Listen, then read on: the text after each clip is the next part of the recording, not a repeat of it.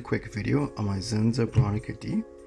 Now this camera was made in 1959 by Bronica, and the owner and founder of Bronica, Zenzaburo Yoshino, was an avid photographer, and he loved Rolleiflexes, he loved Leicas, he loved Hasselblad, and he wanted to create a camera that he felt would overcome all the limitations that he ran into while using those systems.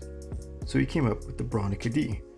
Now, this looks a lot like a Hasselblad, but it's far from being a direct Hasselblad knockoff because it has its own very unique features, and the quality and construction of this camera in many ways surpasses that of Hasselblad. So, looking at the body, it's actually made of stainless steel. So unlike a Hasselblad that is chrome plated, this camera is made entirely of stainless steel. And it also has some other parts that are made of some unique materials. For example, these flaps are made of titanium. I don't know of any other camera of the period that had any part made of titanium. Alright, so let's do a quick overview. Starting from the front, the lens that this camera came with was a 75mm f2.8 Nikon lens. So Bronica asked Nikon to produce the lenses for their system. Nikon was considered the leader in 35mm photography, and with 35mm, because the frame size is so small, sharpness is very critical. So they figured that if they can make really great 35mm lenses, then that could transfer over to some really sharp medium format lenses. So it's a 75mm f2.8. It has a 10 blade aperture, while Hasselblads at the time had Zeiss lenses with a 5 blade aperture. Also, you'll notice that the lens protrudes pretty deep into the body, and it's looks like a pancake lens. So the reason the lens protrudes so far into the body is that the mirror on this camera, instead of flipping up like a traditional mirror, it actually slides down. So it's hard to show you how this works, but let me grab this lens. So if this lens is in the body, it's roughly this close against the mirror. So on a traditional camera, it would hit the back of the lens, whereas on this camera, the mirror slides down and under. And as it slides down and under, there is a cover that slides out to cover the focus screen, so you get no light coming in. So the advantage of that is, one, there's very little shutter slap on this camera, because instead of a mirror that slaps up, this one slides down. So if anything, it presses the camera a little bit more into your hand, and you really do not notice any kind of vibration or slap with this camera. Second, because the lens elements are so much closer to the film plane, it allowed the lens designers to produce lenses that were smaller and in many ways faster than that of Hasselblad. So for example, the 50mm lens for this guy, there was a version that was f2.8, and on Hasselblad, the fastest 50mm wide angle you could get at the time was an f4. I have an early 50mm that I can show you. So this one's an f3.5 50 Nikon lens, and you can see that this one again protrudes really deep into the body, but it only sticks out of the body a small amount.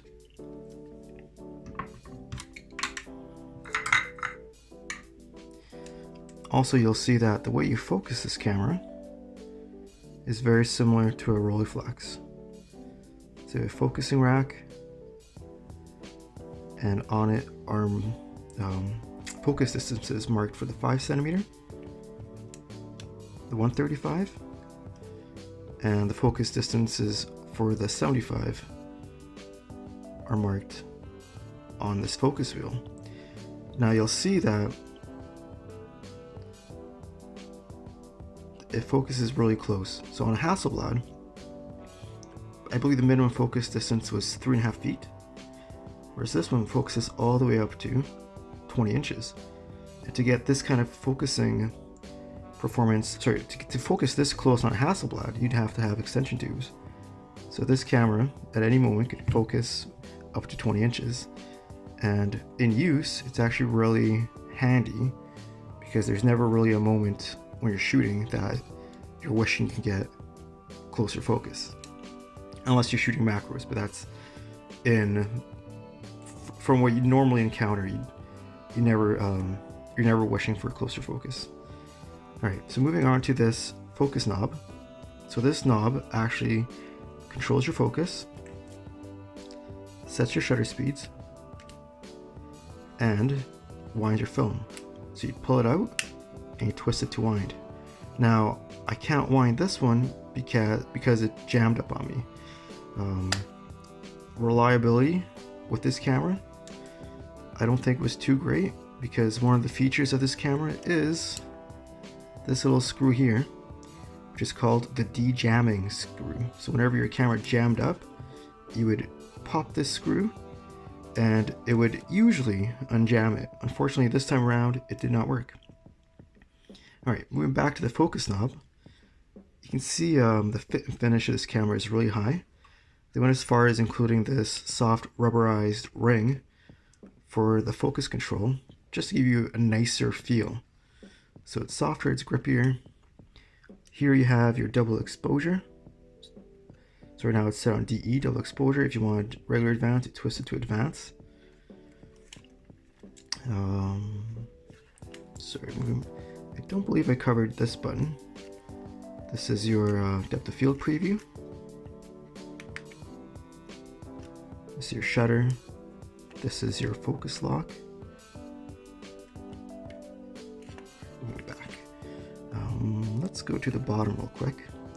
Here you had a custom quick release plate. Not plate, it's built into the body. But they had a tripod adapter that would receive this mounting, sorry, just name escapes me, but you can see the groove on the bottom. On this side you had your self timer and slow shutter speeds. So the shutter speeds on this camera are all the way up to 1/2050th of a second, with flash sync being at 1/50th, but it also had shutter speeds of up to 10 seconds long. Again, this is much longer than Hasselblad, which didn't have shutter speeds this slow. Neither did Rolleiflex. Here you have your flash sync port, and the cool thing here is, again, you see this bayonet mount, that's what I wanted to say. So you had a flash that actually popped in here, locked on, and connected automatically. So again, a really innovative way to mount a flash.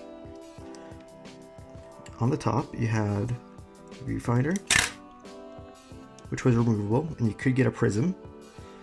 And to pop the magnifier, all you gotta do is push back on the viewing hood. So there was no, just a very quick and easy way to get your magnifier up.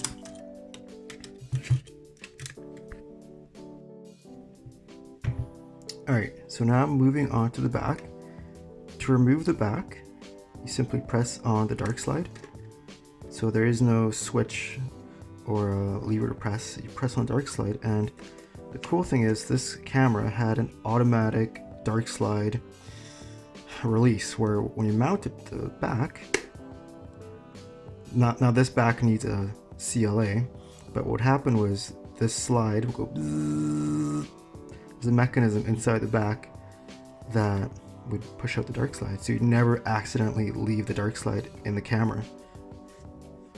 Up top you have ASA indicator, which the early Hasselblad, no, they did. The early Hasselblad backs did have that. I believe Rolleiflex didn't have any kind of ASA indicators. You'd have to remember the film you put in. Alright, let's take the back off again. So to get to the film, you would press this red button and twist this. That releases the back. So it releases the cover of the back. This is a one-piece cover. It's kind of hard to do on camera. Let me try again. There we go. So you can see the fit and finish and quality of these parts is really high.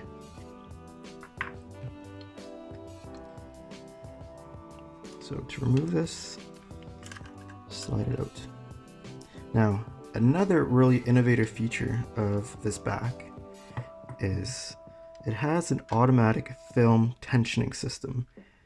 So the key to getting sharp images is having your film really flat against the film plane. Now this back has this little lever here. Not lever, this little bar that basically, as you cock the shutter and the film is advanced, it would push up on the film, basically creating tension, ensuring that the film is under tension when it is at the moment of exposure. So you wouldn't have, because again, the more tension you have, the flatter the film will be against the film plane. Now there's only one other camera that I know of that had a film tensioning system, and that is the Konica Omega, which was a rangefinder, 6x7 rangefinder made in the 70s or maybe late 60s. But the Bronica had it in 1959. And again, that's something that neither Hasselblad, neither Rolleiflex had. Rolleiflex had this back. It's not a back. This door you can get that included a glass insert to keep the film as flat as possible. But what Bronica did was, instead of using a glass insert, they just added tension. And it has, if you look at the back here, it has a cloth shutter.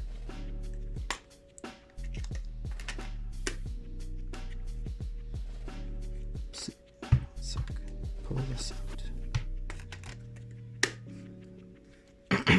All right, so I think that is everything. The one thing worth noting that I don't think I have mentioned is that this camera is extremely easy to focus. It is by far the easiest focusing camera I have used.